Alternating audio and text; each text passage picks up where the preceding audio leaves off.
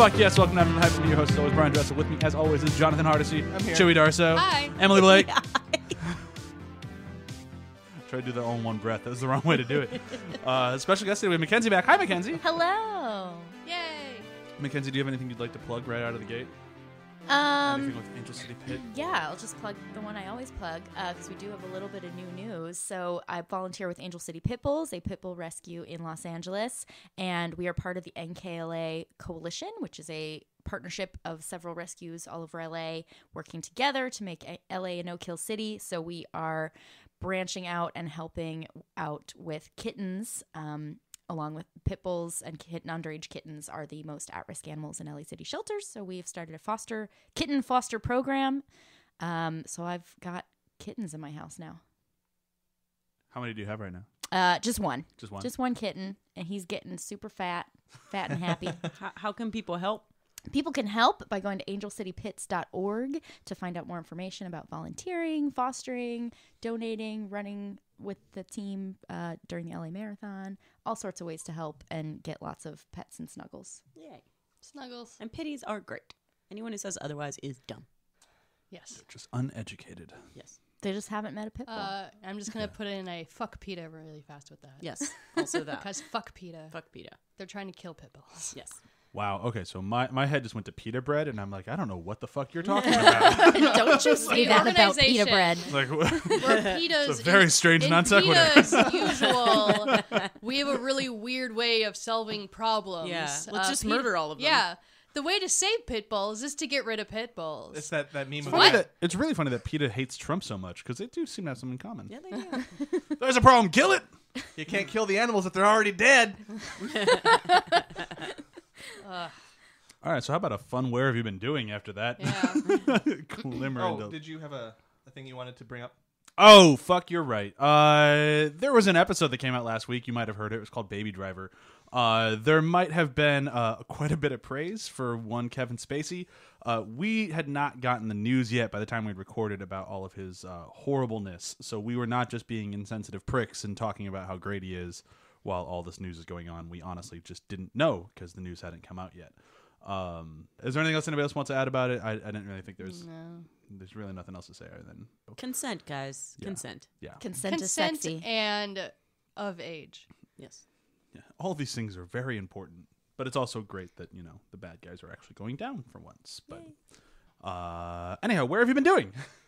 There's a pleasant segue into that.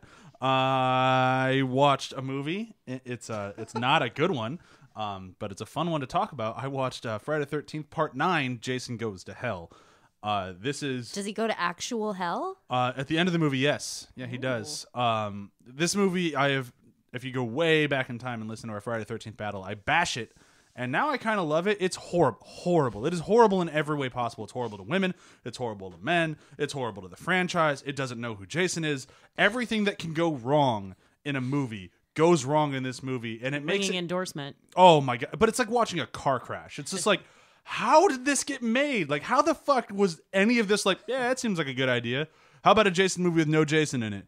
That seems like a terrible idea. Okay, well, we'll do that then. How about, so you're possessed by Jason. The way that you transfer Jason body to body is throw up into people's mouths. Yeah, that seems like a good idea. We'll do that. It's just like, everything that can go wrong goes wrong throughout it. And it's just, That must have been fun to do on set, to throw up into people. That's... well, it's not really throwing up. It's more like they have an evil slug thing that's in their mouth that they have to That's less throw gross. up I was into imagining like How is that actors less- throwing up into like spewing gross stuff into each other's Oh, mouths. it's kind of like that. It's like really solidified puke. I got a job, Mom. I'm in a movie. I'm so proud of you. Yeah, oh man, it's rough. And like it has like this like Cinemax quality sex scene in it, and it just keeps going, and it's like, what the fuck am I watching? The whole time you're just like, what the hell am I watching? And for that, I highly recommend it, because it's just it's just a fucking mess, but it's very entertaining. It's a very entertaining mess to watch. And then the reason I watched it is just this past week, the director came out and said, well, yeah, Jason's a Deadite. And all of us Friday the 13th fans are like, fuck you. No, he's not. I don't care if you're a fan of Evil Dead. That's great for you. You can't take Jason in the 9th movie and go, yeah, he's a Deadite. He's part of Sam Raimi's creation. No. How? What? No. When was that ever a thing? It wasn't. Well, in part 9, they have the Book of the Dead, and at one point a character picks it up and starts flipping through it, and it's supposed to allude that Jason is a Deadite. And no, if he's a Deadite, he's the worst Deadite ever. Does he Deadites, have a mom? Yeah. Okay. But Yeah, he was, do he Deadites was have like an moms? actual child who drowned at camp. Yeah. You saw the movie. That's what happened. Has Sam Raimi ever talked about being associated with Jason? No, ever? it's just this one director who's like, yeah, I made an Evil Dead movie. Can't shoehorn in your extended Yeah. universe. It doesn't work that way. It's so bad and great. And great and bad. All right, that's it for me. All right, I'll go next. Finally got a copy of Destiny 2 from GameFly. So I've been playing that and checking it out. And yeah, it's fun. It's better. I mean, the opening cinematic had more story than vanilla Destiny. So that's, yeah, it's interesting. But like, there's so many other games out there that I can tell that it was a good choice to not actually buy this game. I disagree. I think it was 100% worth all the money I spent on it. The game is fucking incredible. Well, and now with the expansions coming out, I can get it later with the collected pack or whatever. But a lot of the fervor has died down too. Like everyone's moved on to start talking about other things. So I'm like, okay, I'm kind of in that little after the hype zone of just playing it for the single player. Yeah, you're playing it at the wrong time. If you bought it Yeah. when it came out, the game was incredible. Right. Like, incredible. Yeah. No, I mean the game mechanics, the shooting, and the traversal is great. I'm playing a hunter, and that's been fun to just run up to baddies and like stab them and then run away. Is that being a hunter? Yeah, well, That sounds more like being a rogue. It sounded more like being a shitty assassin. yeah. Well, I mean, not that Destiny knows what hunter means. It just Means you carry a bow. Yeah. Oh, I don't know anything about Destiny. I love it. yeah. No, it's fun. I'm enjoying it. I just haven't had a lot of time with it either, so I'm still trucking away at it. Cool. Joey, what about you? I finally watched Stranger Things. Season 1. Secret Stranger Things. Well, everyone has a secret, and they finally get together near the end. I really enjoyed it. Yay. When everyone told me, Chewie, this show is like made for you. How have you not watched it? It made some sense. I'm like, yes, it's... dude, when 11 finally like came into herself and just went, fuck it, and beat up those bullies, I loved it. It was fantastic. You said only season 1, right? Yes, Okay, I've cool. seen season 1 so far. I'm definitely more on Jonathan's side. I know a lot of people are very pro Steve, which normally, since I love hair so much, I should be on Steve's side because he's hair got is amazing magnificent. hair. Steve's hair is really great. See, But I honestly- watched Parks and Rec, so he's got John Raphael hair, and I'm like, It might does. be it's so goofy. a little bit. I was talking to Brian about how him and John Ralphio need to be in a movie together playing brothers at some point. For sure. But I've never liked the popular jock type people. So honestly, Steve already had a few points against him, and maybe he'll make up for it later. I think he does in season 2, does. but Yeah. you'll get there. Maybe I'll And that's watch it. actually one of my great points about season. This is why I actually think season 2 is better than season 1. And I'm not going to spoil anything, but I feel like season 2 does a much better job of taking that expectation. Like you're expecting to not like the jock, you're expecting to not like the nerdy guy, you're expecting to like have certain things that you expect those characters to do. And I think season 2 kind of throws that out a little bit and makes you question like your assumption of someone's identity based on what position you think they play in society. Okay. I'm hoping to Steve like is part of that. season 2, but everyone keeps telling me that every female character is in a love triangle, and I'm like, that sounds annoying. But I'll see it. Am I a love triangle? I don't know. Are you someone in love with you, or you in love No, with that was someone the else? Crazy Ex-Girlfriend No. reference. Sorry. Oh, I didn't. Sings a love triangle song. I remember in that. Season 1. I missed that one. Maybe. That's a way callback reference. It's one of my favorites. But yeah, to wrap it up, I really enjoyed Stranger Things. My biggest issue was actually the last episode, where I wanted to see them get Will out of the underground or the whatever Upside down. Upside down. and suddenly they find him, and they're home and they're all happy. I'm like, wait, what? I know it's kind of very 80s where they wrap it up and everything's cheery and everything's back to normal, which is a cool reference to the 80s, but also I'm just like, no, nothing would be fine. Nothing would be fine in this town. A lot of shit just happened. You're going to love season 2. Then I will like season 2 because I'm sorry. Nothing would be fine. Okay, so there's one shot of Will coughing up something in the bathroom. I'm like, all right, so we get a glimmer Upside of something. downy stuff. Yeah. It's kind of a dart-shaped thing, right? I was kind of hoping that it was just You going to nerd. turn back into the underground and the whole thing was a dream and they never got Will out. I was kind of hoping for that 80s callback too because I kind of loved it was all a dream from the 80s. really? But, yeah, it's a fun little trope. All right. They should have totally that's a Silent terrible Hilled trope. it. It's a terrible and, trope. Like Sometimes it can be good. I liked it in Aliens. they should have Silent Hilled it, made him like stuck in the Upside Down forever and ever, and not realize it. Yeah. That'd been cool. I don't know. I'll see season 2 soon. You will. Emily, what about you? What have you been doing? I saw Thor Ragnarok, and it was as delightful as everyone says it is. The Thor movies are my least favorite of the Marvel movies. I really hated the Natalie Portman relationship. And this movie, she's not in it. And, I mean, I like Natalie Portman. I just thought that her character was so bland. So she's, in fact, what I appreciate about this movie, there's just a bunch of bromances. There's no love relationship, which was kind of nice, actually. And Tessa Thompson rocks it, although her accent is inconsistent, but she's rad in it. And Taika Waititi, is that how you say his name? I think They so. think so? He directed the hell of it, but also he voices one of the characters, which is great. Because he's so like gentle and like New Zealander. But like it was really much more fun. It definitely, I've heard complaints that it's less of a Thor movie and more going into the Guardians of the Galaxy route, and I tend to agree with that. But I actually like the Guardians of the Galaxy movies, and I didn't like the Thor movies, so I feel like for me it really worked. I had a lot of fun. Mackenzie, what about you? All right. I don't have CBS All Access, so I'm not watching the new Star Trek series. But because of that, I started watching Star Trek Enterprise, which is on Netflix now. I never saw that one from like 2005. A lot or of people something didn't. like That's why it got canceled. Yeah, well, but surprisingly, it lasted like 4 seasons. So I was like, all right, I don't think I even heard of this one. But I'm watching it now.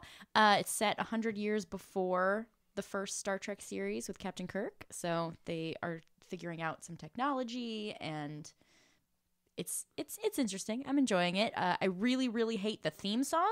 I don't know if anyone's seen this. I'm the only one who loves the theme Oh song, God, but I it's love like the a theme terrible I could sing it 90s right love now. ballad. It's Like as amazing. soon as the first bars come on, I have to go like, "Where's the remote? Where's the remote? Where's the remote?" and fast forward through it because I cannot stand. To I hear never It. fast forward through By it. the I way- always sing it. Ugh. I'm kind of a late comer to the Star Trek universe. I just started watching Well, any of these like a welcome. couple years ago. So, Where are you? Are you still in early? so I've seen. I guess I've seen all of the series that have been televised now. I'm watching Enterprise now. And I mean, like where in Enterprise? Because season. oh no, I'm on season 1. Oh, okay, I've, because like season 8 episodes. I feel in. like season 1 and 2 they were finding themselves. Season 3 is I will fight someone. Like season 3 is one of the greatest seasons of like sci-fi television ever, minus a couple of episodes. Okay. I ended up okay. loving the engineer guy the most. Oh, Trip! Oh, he's so He's dreamy. such not even that he's dreamy. He just turned into a fantastic character. Because he's kind of a dumb goon so far. It took them He's a just while also to make super him smart 'cause like he's a an engineer. dumb dude from Oklahoma. Like, Yeah. oh, I don't No, know I about mean, that. He turns out to be Yeah. really and again, smart. season 3, he gets like some really great hero moments, but that whole season, because the season has like a really solid arc. It's not just it like something happens and they all react to it, and it's a big fucking deal. Okay. Well, I'm looking forward to that because so far there's some things that I'm not super happy about. Like the first several episodes spent way too much time just reminding us what the time period was. They would just kept like referring to every piece of technology that you've heard of in Star Trek and saying that they don't have it. Or that it's new or whatever, like really Or just harping on that. The really long scenes of people putting goop on each other in the. Have you gotten to that yet? No. Oh. Yeah. In the like decompression Yes, chamber yes, or whatever. yeah, It's like the let's spend decontamination 20 minutes one. on people They're like just naked. rubbing each other Yeah. with goop. It's super weird. I'm so watching this. And show. there's been some like It was the season of the show of Star Trek where they took some weird things with the sexualization of Star Trek. yeah. So when the Vulcan girl goes into heat, like the yeah. advertising campaign for that episode really turned me off. yeah. So there's been it's weird because Star Trek's always been like this universe of not sexism. Like sexism is over in the future, and yet this is the most recent series besides the one that's currently airing. Seems the most sexist. Like there's a lot of just sexist innuendo in it that has been turning me off that hasn't existed in the previous series, but we'll see. Yeah, I'll I wait. feel like they do give like Trip gets his shirt off a lot. It's not just about T'Pol's boobs. So, but eventually, Yeah. but I feel like Yeah. it does improve in that regard. Well, in just the first couple of episodes, Trip gets pregnant with an alien that baby. episode is garbage. And the entire time, he's just like acting like this crazed hormonal woman character, not just a pregnant character, but like they're making all these insinuations of like, oh, this is what a woman acts like. Better or worse than Arnold Schwarzenegger and Jr.? On par. Okay. That episode I'm still on fucking board. terrible. Yes, it's bad. All right. Are we ready to continue with this episode? Yes. Okay, so today's episode is our second in our very, very long-winded series, because the second episode was supposed to happen a while back, of all of the films that have won Best Picture. So we started with Wings, which was great. Phenomenal. And then we follow up with the Broadway Melody, Which was not great. which is not as great. no. It's like a roller coaster. Ooh. This thing. The girls are still very pretty, and they still do those weird, awkward. Let's change the entire way we're shooting this to have a scene where she looks like she's glowing. Let's mention as much as possible that we're going to take our clothes off. Oh my god. And then linger on it. Like, I guess I'll get undressed Can again. you imagine my embarrassment? drink every time they say undressed. You'll be fucked up. Anyhow, so this movie came out in 1929. It made, I think, somewhere around the ballpark of like 3 or 4 million, which would translate to about 40 million now. I don't understand. It was made for about like 300,000, which would be about like 2 million now. So it wasn't like a super high budget movie. But it had like all the top talent of the day. Like everybody who was anybody was in this movie. And the two women who were in it went on to have fantastic careers, and they worked their entire lives all the way up till both of them passed away. One of them passed away in 2008, the other one in the earlier 90s. I don't remember which one was which, but they both went on, had great careers, and they were huge and well respected, far more than any of the dudes in the movie, which I thought was kind of cool. So this was like the who's who of movies. Well, I mean, they explain that in the movie. That's true. That's how showbiz works. So yeah, there's a lot to this movie, but before we get into any of that, we need to do a breakdown. All right, you ready for this? Yes. All right, so the Broadway Melody from 1929 in 30 seconds. Here we go, go, go, go, go. Broadway Melody is about two sisters, Hank and Queenie, who are showgirls from the Midwest who bring their act to New York to make it big on Broadway. They don't get into the show initially, but Queenie is such a gorgeous, beautiful woman that she gets into the show and convinces the producer to let her sister join too, unbeknownst to Hank. And they are successful, and they get into a love triangle, and then Hank has to go back to the Midwest because Queenie gets married and leaves the act. Okay.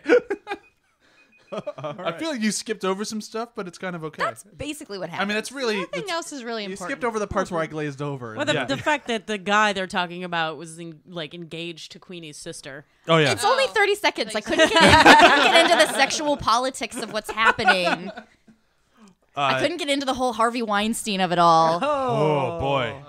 Yeah, no, So- you're not wrong. No, so watching this movie in today's current climate, it's a little weird.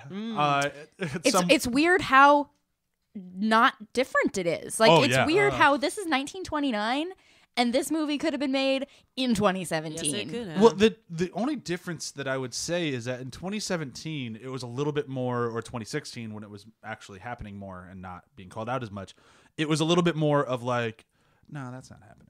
No, we all know that it is, though. No, that's not happening. No. Right. No, it's cool. It's cool. Don't worry about it. It's not actually happening. It's cool, bro. And in 1929, it was just like, nope, we're gonna go rape this woman, and it's just like they're singing songs about it, and they're just happily dancing her out of the room, and she's like, wait, where are we going? No, and it's I like, need you to remove your clothes. What? I don't really know. No, it's going to be okay. It's cool. It's cool. Let's just remove your clothes so you can get up on the mast. Or like when what's his face? I need you to get up on that boat right now, so get naked. Yeah. Right? What's that guy? What's the main guy's name? Like Kenny Eddie. Yeah. Eddie busts in and rescue her from a dude who's clearly trying to rape her, and he's just like, "I told you not to come here." Yeah. Like, you stupid woman. First If you wouldn't have thing come out here, of you his wouldn't have gotten mouth. raped. She really did need to stop taking his presents. Not to justify that at all, but she needed to stop taking his presents. I've had guys try to gift me before, and I'm always like, oh no, I know what you're doing with this. Well, they never indicate how old she is, but they keep saying how young she is. Like, she's young and she's beautiful, and it's her first time in New York. Like, it's implied that she just doesn't really know anything about the world and how this works. Like, she doesn't know that if a man gives you an apartment and a Rolls Royce and a diamond bracelet, that he expects you to have sex with him. Well, and then when Hey. He's expecting her to be nice to him. Yes. Well, to quote him. Now open your legs. So she just doesn't really know how to that's how you handshake. how It's like, to men are nice, they deal give with you the stuff. situation. Well, Because even- she's a star. She's also Yeah. a star, and everyone's treating her great. She so. is smart dumb. Like there's plenty of smart things that Queenie does, and then a lot of dumb things that Queenie does. I mean, she is smart enough to know that it's not a great situation, but not enough to know that it's a horrible She situation. keeps saying no to him, Yeah. but then yes at the same time. It's really weird. And also, like, her sister and her sister's fiance keep being Who like, becomes her Who fiance. becomes her fiance, which is fucking dumb. I'm sure we'll talk about that shit.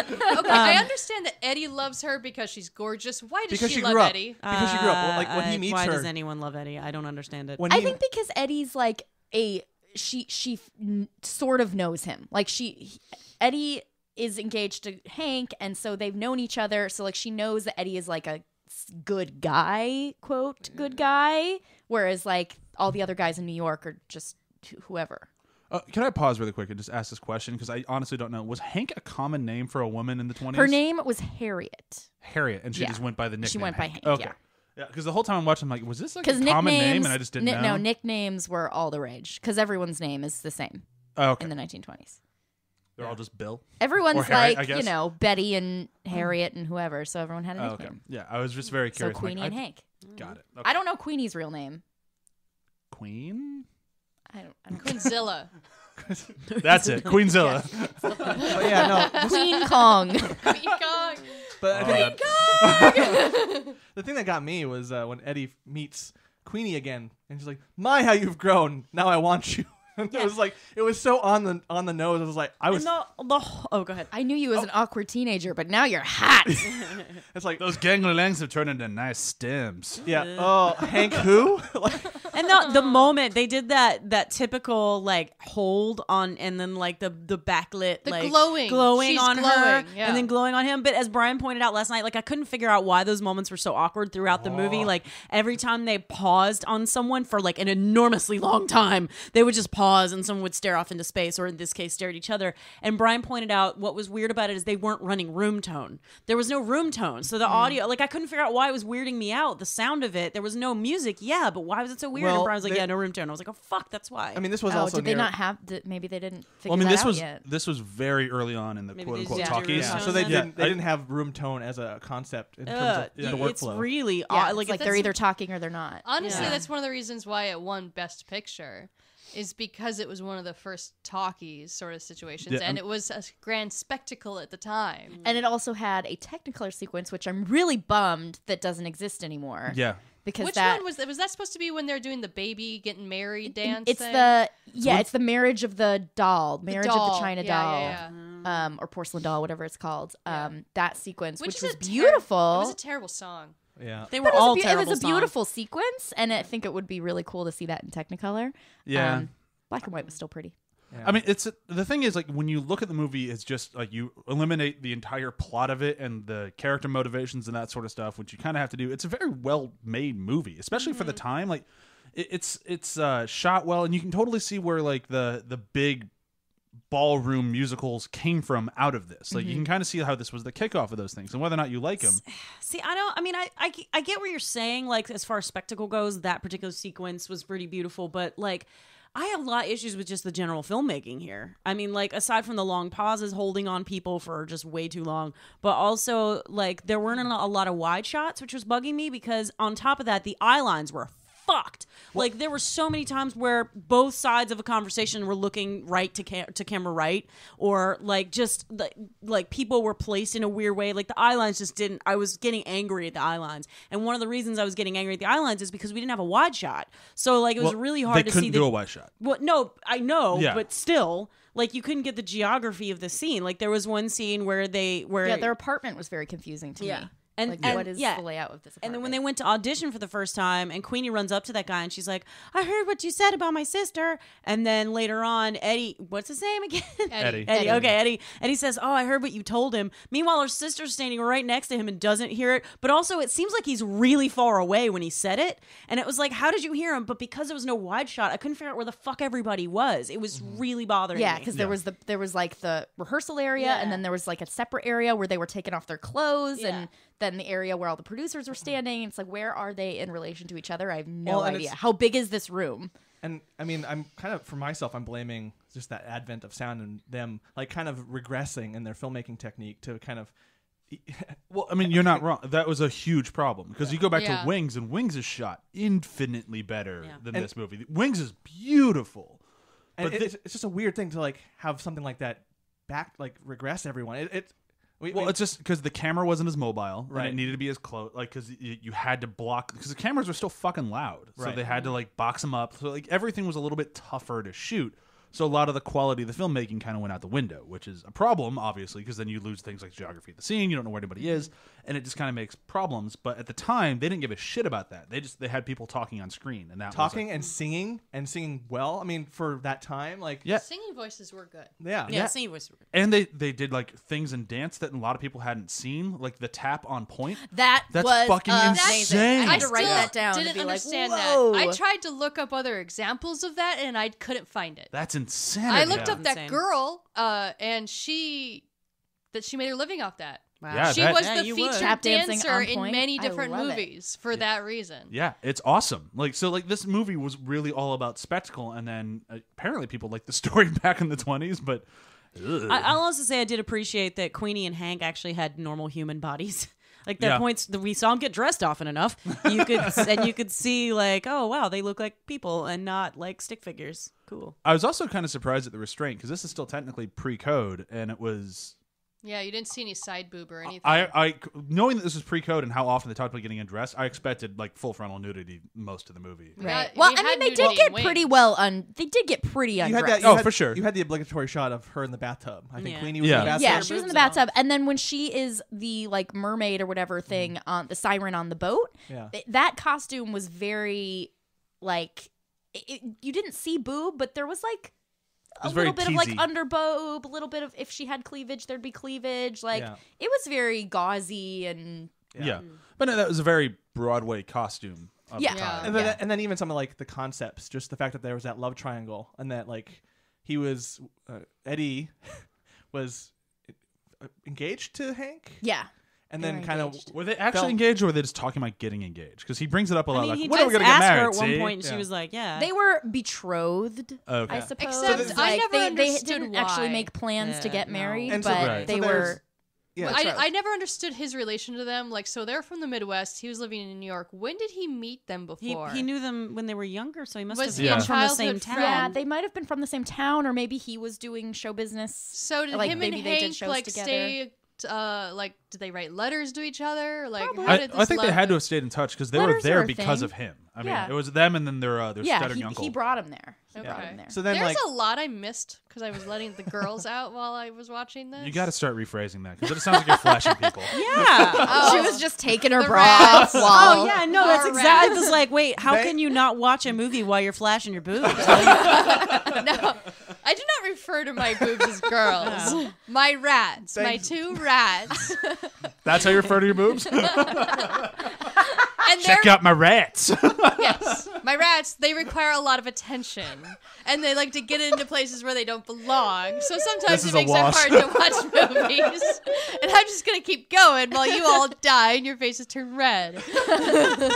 Yeah. Well, they don't seeing explain. Double Master Splinter. They don't explain the relationship in detail, but No. it's insinuated that they knew each other before Yeah. and have kept a long distance relationship, haven't seen each other in a while, and are kind of betrothed. Well, They're and there's also like they share some pretty hefty kisses at the end. Like the Hank and Queenie kiss at the end, and like all three of them share lips, and it's like that. for there's that a lot time, of there's That's a lot pre-code. of That's matches. very Is pre-code. anyone annoyed at the way that people kissed on screen back then? Because honestly, normally it just looks like a man shoving his face against a woman and he's Yeah. like pushing her Well, head back. so when Eddie and Hank see each other at that hotel and they haven't seen each He other just for a long grabs time, her by like the there's a whole face lot of and- like mashing their faces against each other. I mean, Stop it's a very kissing like that. it's a a big very makeout. stage kiss. Like it's one of those like old school. Like I need to make sure that people in the very back of the audience know that we're smooching. Can you imagine if that's how you learned to kiss? Was like by watching these kinds of movies, and then the first time you're with a girl, you're like, swoosh. And it's like, what are you doing? What Give are me you your doing? head. You keep stabbing me in the eye with your nose. Cool off a little bit. Oof. She blinded me with a kiss.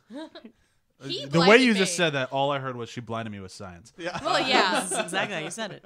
Yeah. But I actually liked Hank. She was a go-getter. Yeah. Oh yeah, she knows exactly. She wasn't what she as wants. smart as she thought she was. She's hustling. But if she got She was really shitty how she used it against her sister, though. She's all constantly like, "It's a good thing you're beautiful, and I'm the brains because you are an idiot." that was weird. But it was nice when Queenie realized that she was actually a little bit better at smooching people. And I'm pretty sure Hank would have gotten better at schmoozing people if she had had more of an opportunity, but then she got really derailed by the whole Eddie and Queenie falling in love. Yeah.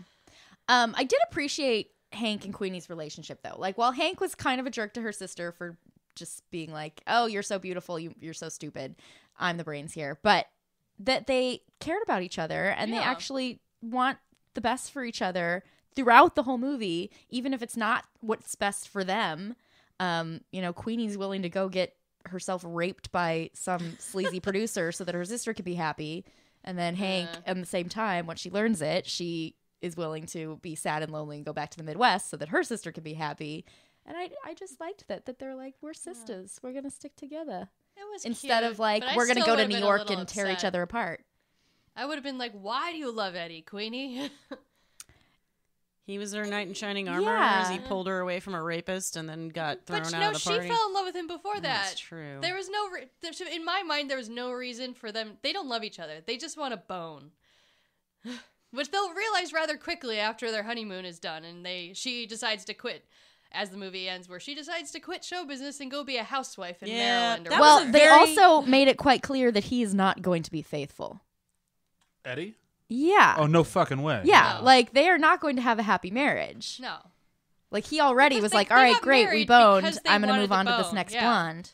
I also like that Eddie's very much the guy who's like, he's a terrible person. I'm the good guy. And it's like, oh, Sure you God. are. Like, that's just that's like Predator 101. Like, Yeah, he's the quote nice guy on the internet. Yeah, it's absolutely. I want your virginity, not this other guy. But there were a lot of times where she was just like, I don't feel comfortable. And he's just like, I don't care. I love you. Say you love me. And she's like, I don't. Say it! You know? because she doesn't love him. He just wants to fuck her. yeah, no, Queenie really gets the short end of the stick in No, this movie. she's just treated as a sex object the whole Oh, fucking the whole time. And the way they're And then- so like, don't go out with that man. Don't do what I say. Like, you're going to listen to me. You're going to listen to your sister. You're going to do what we tell you to, except in private, make out with me. It's one of Yes. it's really weird because it's like that's exactly how you get somebody to do the opposite of what you want. Like the more you scream at them, Especially since she's like the little sister. yeah.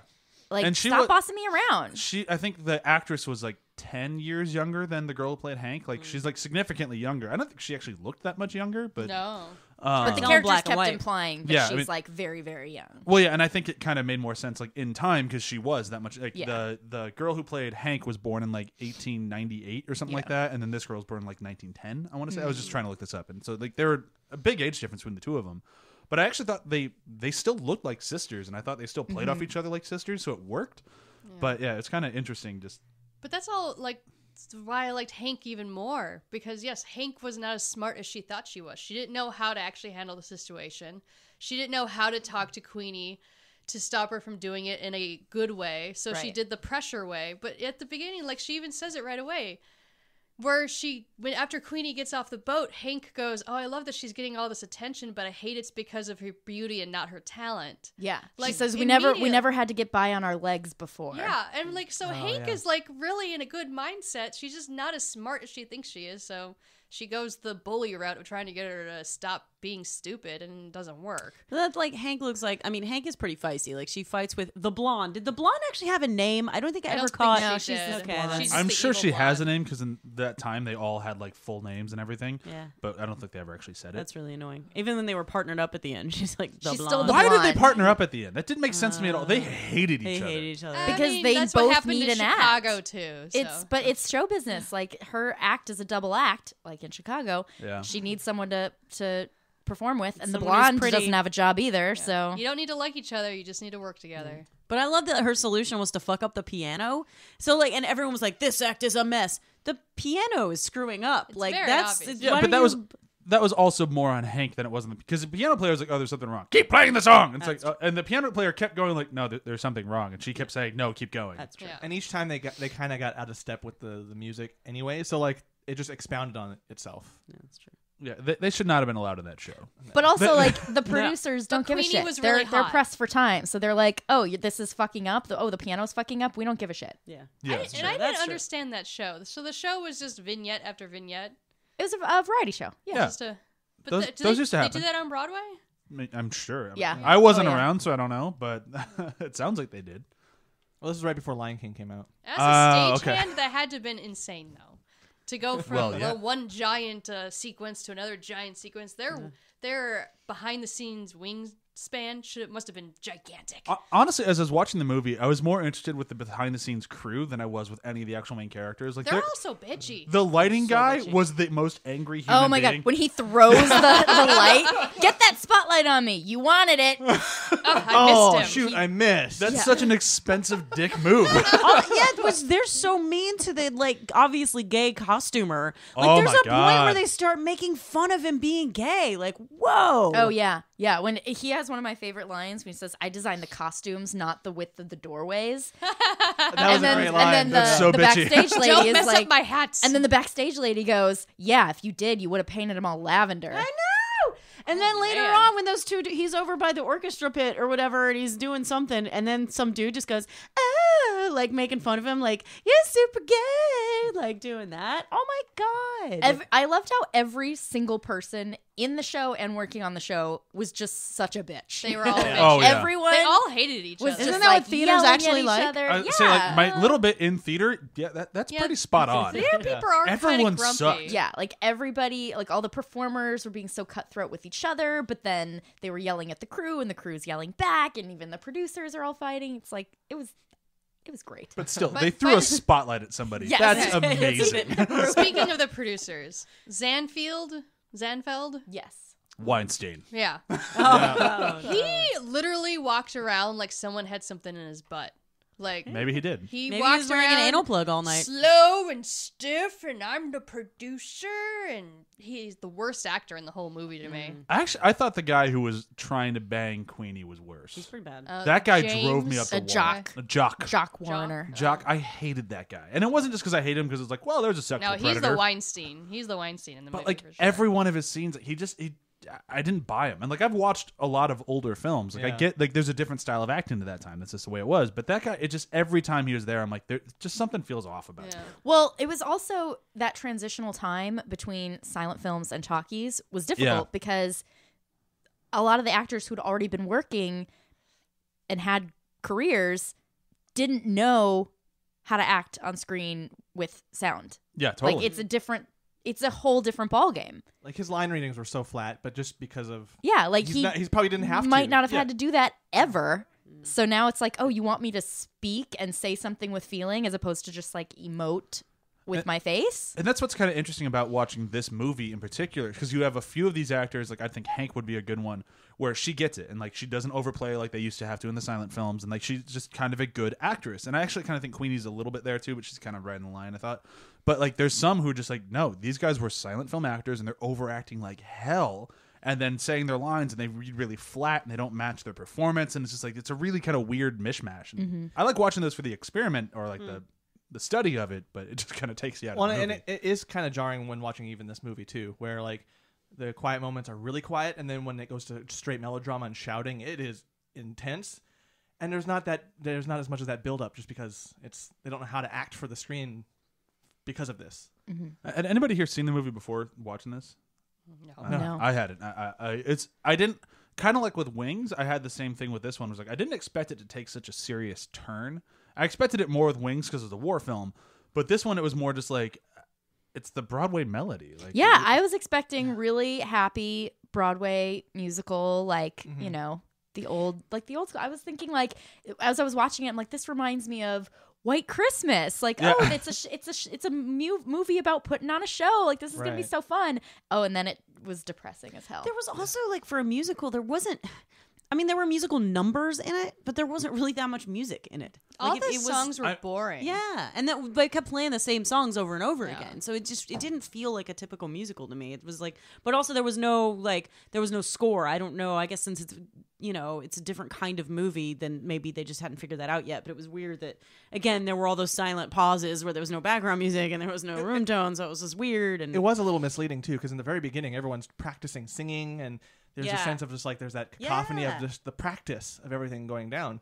And that first scene with the cacophony, I was like, I'm gonna have to turn this movie off if this is what the whole movie is gonna sound like, because this is too much. Great, I know. I'm glad you guys found microphones, but you don't have to catch everything. But I thought, okay, well, from here they're gonna develop. It's just gonna be musical. It's gonna be music straight through, and two dumb songs that I did not like listening to. Yeah, I mean, they sang them well. The guy sang it well in the beginning, but like now that he sang it, it was like, what's left? I actually got really annoyed I wish it was Technicolor, because maybe I would have enjoyed it more, but the doll sequence, the doll getting married, I was watching the people dancing and be like, all right, the dancing is really good. Everyone's like really excited. You're flopping around everywhere, twirling, everything. Really like fever dancing.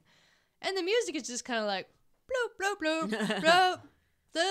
Look, here comes the priest. Oh, look, here comes the bridegroom. Oh, look, here comes the bride. Oh, look. I loved the priest, though. Yeah, the priest. He was awesome. He did a cartwheel down steps. The way they were dancing Like did priests not match the song. Like, No, I was just looking up as we were talking. This is seems to be some disagreement on it, but it's like the 4th or 5th musical ever made. So it's like this is still early on in the genre, and they're still trying to kind of figure things out. The first is The Jazz Singer, obviously, but beyond that, there's a few in there, and they don't know which ones were being made at which time, and so which one were actually getting released. There's like the 4th or 5th that was released. They don't know where it was in the actual making process.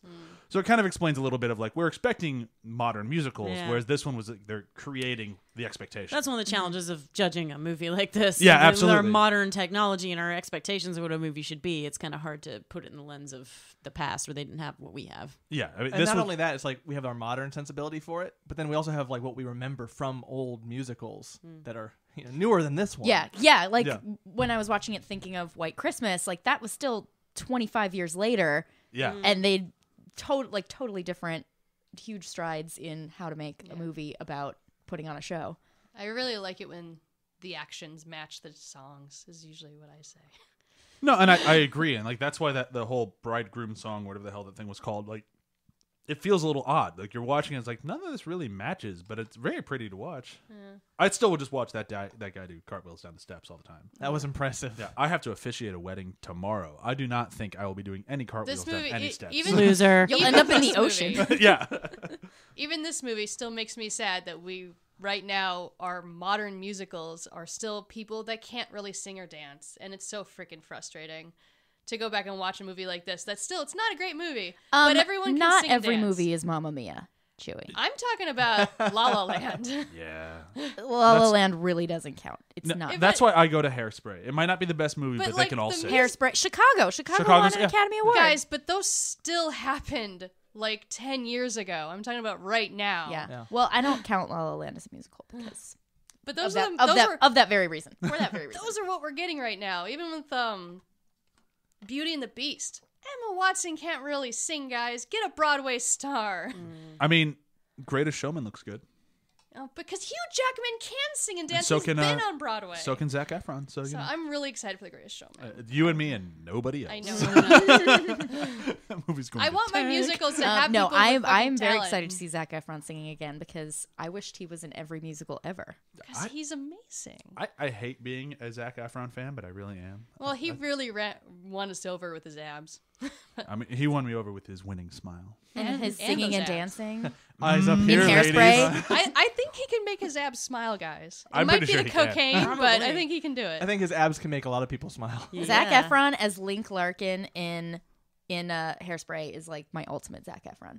It's so. Yeah. I like that movie. I know a lot of people don't, and I get why they don't, but Hairspray? yeah. Who doesn't like Hairspray? I will It's- fight them It's so physically. vastly different from the original Hairspray, and it has a different message. It's a different. I agree with thing. you. I'm just saying. It that has the people- same message: anti-racism and dancing. Show me these people. I want to punch them in the face. Her name is Laura. I'll leave her last name out of it. You can talk to her about All right. it. Because this is, I'm like so upset I don't have about a dog in this. this fight because I haven't seen it. I am so upset about You this. guys keep looking at me. Is it I own both Chewie? of them on I DVD. haven't seen it. And they're both awesome. I like the Ricky Lake version, but that's the only one I've She's seen. also in the new one. Yep. She is? Yeah. Yes. I didn't even know that. You should see the movie. Not as the same character. Anyhow, because Broadway she's Melody. Many years ago. Broadway Melody. Broadway Melody. Let's take it back. You can tell there's so much to like bitch about this movie that we'll just start going in tyrants at other movies. But what haven't we hit? There's got to be something good in the movie beyond just The costumes. costumes were good.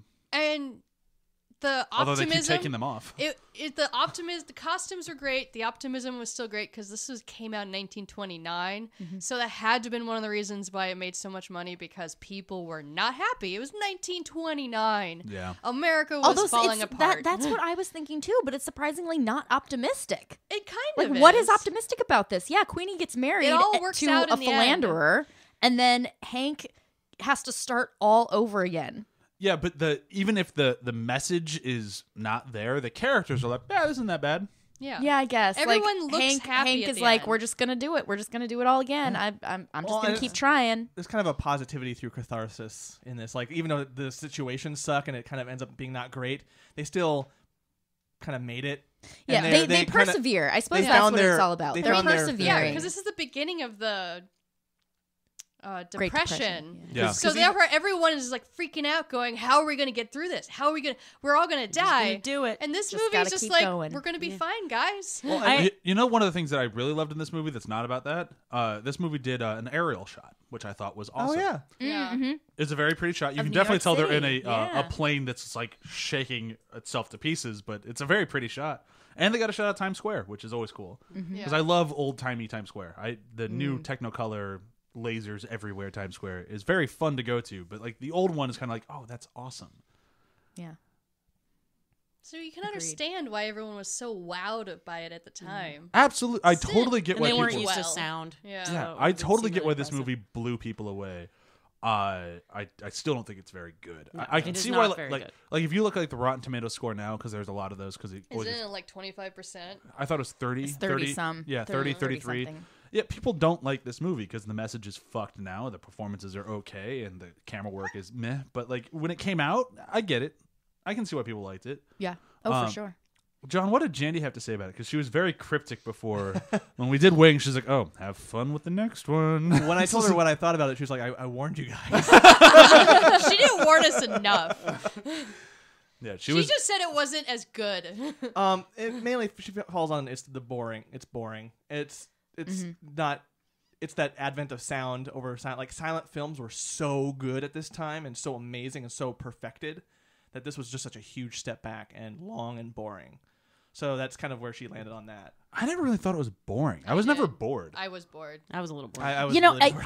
I kept thinking like, wow, this movie's long. It's only an hour and 40 minutes. Oh, Yeah. man. But Felt it feels forever. like 2.5 hours. At Okay, one- I'll agree with that, but At I one actually point, paused it a few times, going, "There's still that much left." Yeah. at one point toward the end of the movie, my roommate, who's really, he's seen a lot of old movies. We should have him on one time, but he came out. He has one of those water pick things, and he was doing the water pick, and so it takes a really long time. So he's just standing there with his water pick, and I just started going, "Oh my god!" And I went on this long rant about all the things that were wrong in this movie. And he just kept nodding because he's seen it. He was just like, but he couldn't talk because he was water picking. So I just kept going, and then at the end of it, he just spit out the water, and he just goes, "Yep."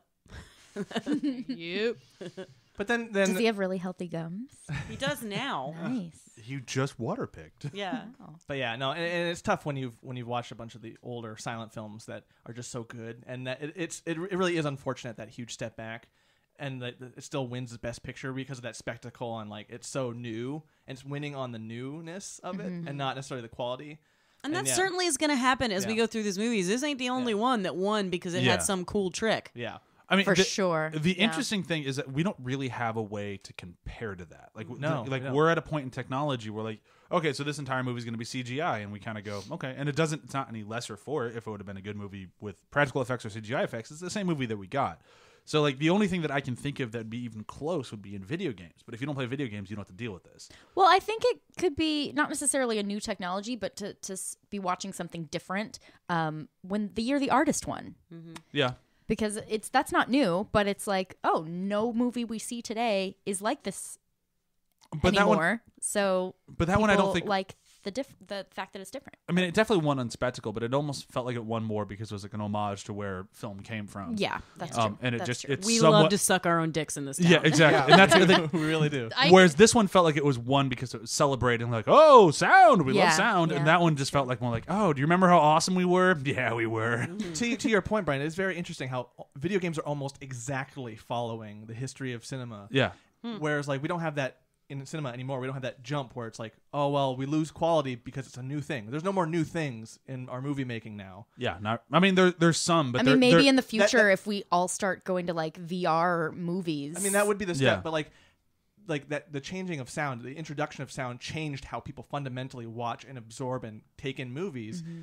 And like, we've had a lot of those jumps in video games, whereas like this fundamentally changes how I experience the storytelling in this game.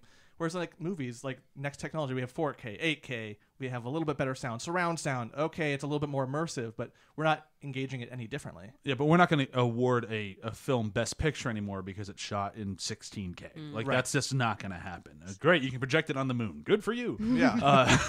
well, because like Moon John said, like movies. that doesn't change our viewer experience. Exactly, yeah.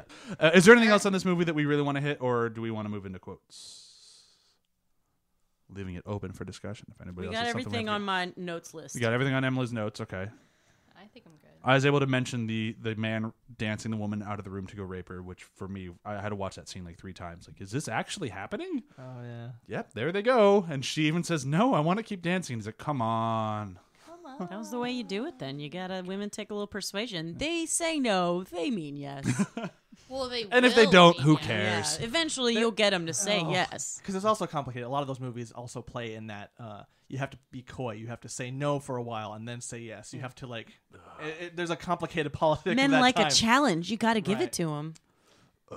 Yeah. All right. I'm good. All right, quotes? Quotes. Quotes. You said we could also pick like a significant moment. Yeah, with the older films, I kind of like, yeah, if you got a moment that works better than a quote, that's fine, because they weren't really writing for one-liners back then. I love my quote. I love mine, too. Mine's pretty fantastic. I have 2, but... Is it the quote that I sent you last It is, yeah, that is one of the 2. But I'm going to go with my original, and then I'll save the other one for last in case somebody doesn't take it. The quote that I thought was great, and it was 100% on performance, so this quote won't sound that great when I read it, but you'd have to watch the movie. The cake is so elegant, but I can't eat it all. The way Queenie delivers that line killed me. It's his purriness. Like, she's just like so play drunk, and it's like adorable and ridiculous, and like, why did you? No one expects you to eat the entire cake, you idiot! Like, what are you talking about? Oh well, if I must. All right, that was it for mine. My quote is Eddie when he's really frustrated with Queenie, and when you watch it, it doesn't really have the subtext. But the moment he yelled it, I'm just like, ha ha ha. When he just yells, "Queenie, you better be here when I get off." He's just talking about the stage, but again, I'm just like, yeah, he's talking his penis. Oh, I had another line from right there. Just because it's me and I find it funny. Sir, here are your pants. The context around that scene is great too. I laughed out loud. I just love a pants delivery, man. Yeah. Well, it was the guy before delivered such a serious line to the gal, and he was like, "Oh, here's your pants." Like, oh, okay. I was like, it kind of is similar to this line where Eddie's talking to Queenie, and he's like, "Oh, you were a funny looking thing when I first saw you with those gangly legs and freckles, but you certainly turned out to be a beautiful girl." And then she turns on, and is like, "Oh, I'll go get some clothes on."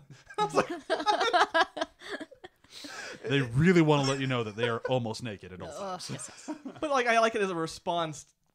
It's for me a great response to that. Like, someone's coming on to you and you don't want it. You're like, well, I'm just gonna go like gonna put on a unsexify sweater. myself for you. Some overalls. How with about a you sweater. stop looking at me? I'm gonna get that sweater now. Actually, I went with a moment since you said we could. Yep. That whole "you were meant for me" when he has her in his Queenie, when Eddie has Queenie in his lap, and he's like singing "You Were Meant for Me" to her. Her look is so fucking uncomfortable. She looks like she wants to be anywhere but there. And that whole scene, I was just like, oh, this is.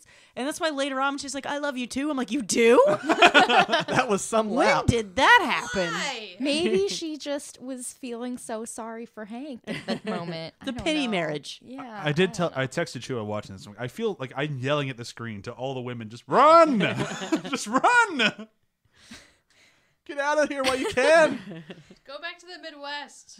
I really had to Google some of the slang they were using at the Yes. time, which I thought was a fun interactive way to watch this movie. But then some of them also seemed really like laugh out loud funny when they shouldn't have been.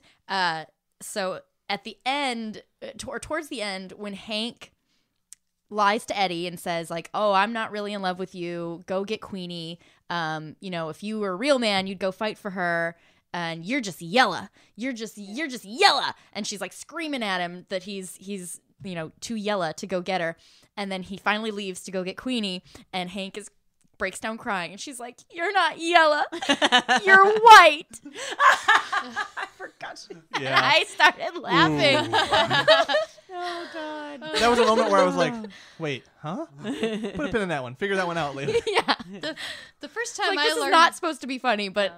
I'm crying now from laughing so hard. the first time I learned what the yella meant was when I watched Robin Williams as Pee Wee Herman, and then when not Pee Wee Herman, Popeye, sorry. And the bad guy is swimming away and his shirt turns yellow at the end. And I'm like, oh, it means you're a coward. Old Because you timey pee in your slang. pants. Also, Is Back that to the Future. What's the matter? You yella? You yella. Chicken. I thought they called him Chicken. But in the chicken third in They the call him one, yellow too. in the Okay. third one, Oh, right. They call when him they're in the yellow. Old West, he calls gotcha. him yellow Oh, I don't Yeah. remember that one very well. because they No didn't have one that chicken phrasing Calls me yella.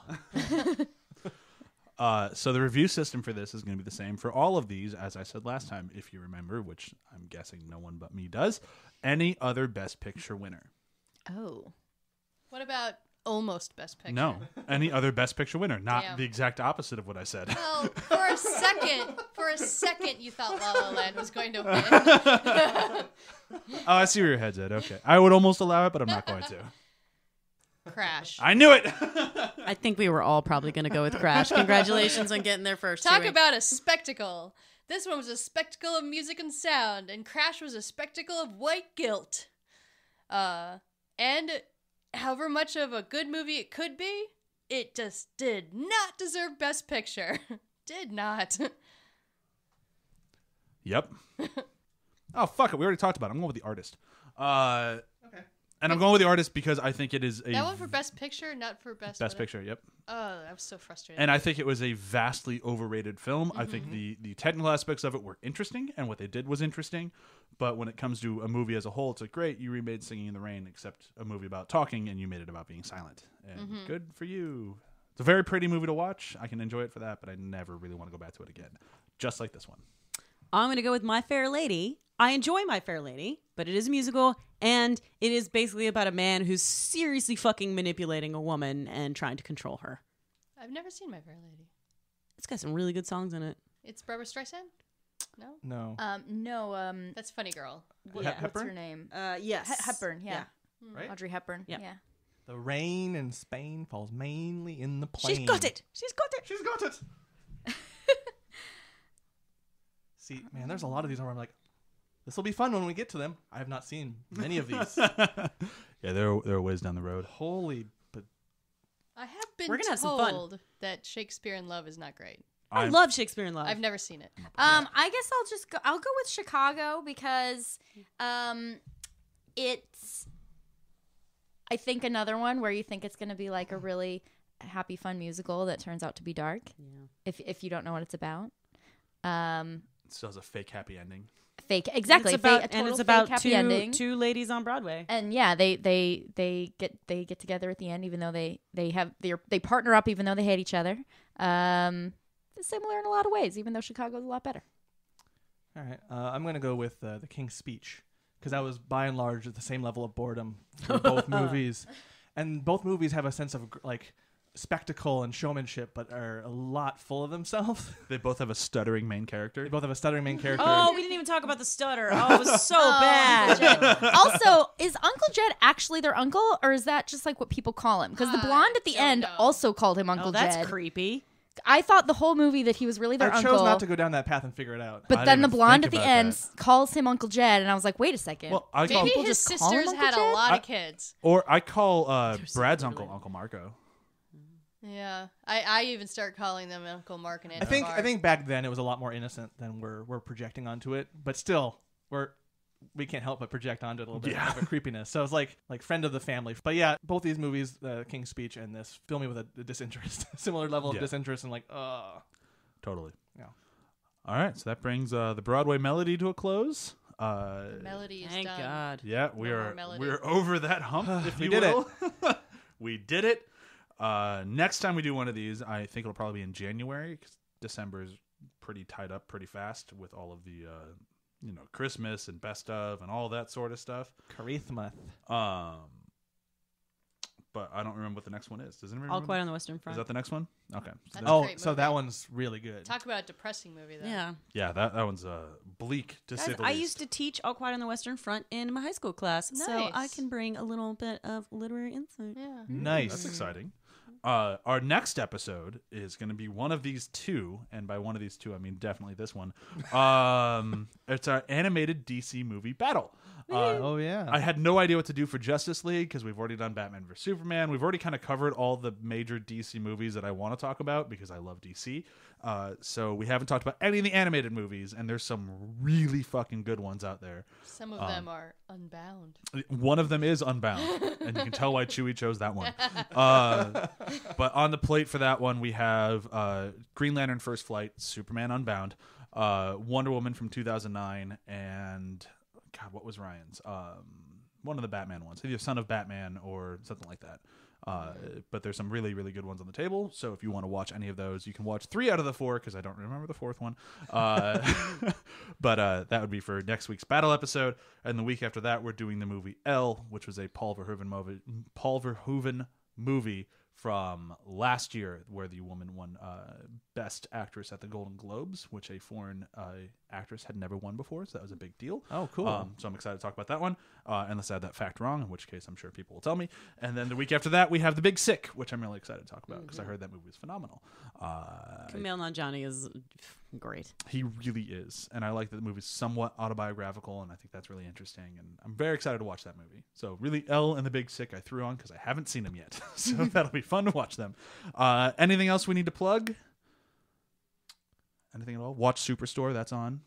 Yes, watch Superstore. Yep. We recently got a write-up on, I forgot, it might have been on Variety or Hollywood Reporter about how... Superstore, not After the Hype. No, yeah. Yeah, we were not written my about- heart Superstore. stopped for a second. I was like, Not the podcast. I'm sorry, guys. We were in Variety. But how Superstore is actually doing the best representation of Middle America since Roseanne, and how we don't really haven't had that in a very long time, and how everyone should be watching. So It's a very good show, Yeah. and they do a good job of talking about topics that are very important to Middle America in a way that's both like for us, they talk big about city. politics without talking about politics. It's almost as if it's a smart show. Yeah, like they do a great, like they did an episode in the first season about gun control, which was amazing. Or was that second season?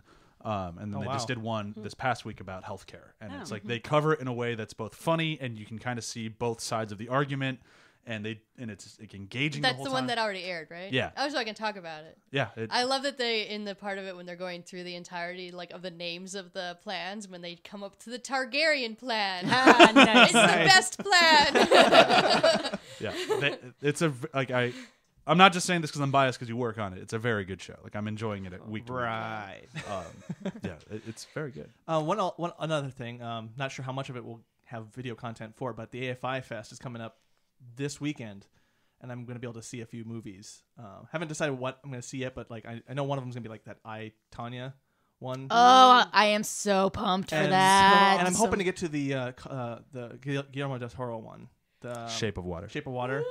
And If then you there's tell me anything about that movie, I will I punch will- you in the face. yeah. Please tell me everything about well, Itanya. I also have to figure out what I can and can't say. It's mainly just going to be here we are at these movies. These movies are awesome because there are some that have like restrictions on them too. I have to figure out, but the festival's coming up. It's gonna be super fun. And Cool. it'll give us some content. So Cool. Cool beans. So be sure to check that out. www.athpod.com. yep. I think that's everything. Unless you work for a company that I did VO for, you get to hear my voice in that. So there's one thing that's a worst plug of all time. I'm supposed to be doing VO. When's that happening? I don't know. What? It's fun though. Where's the money? The money comes later. VO is very fun. Yep. Okay, so thank you very much, Mackenzie, for coming out. Thank you.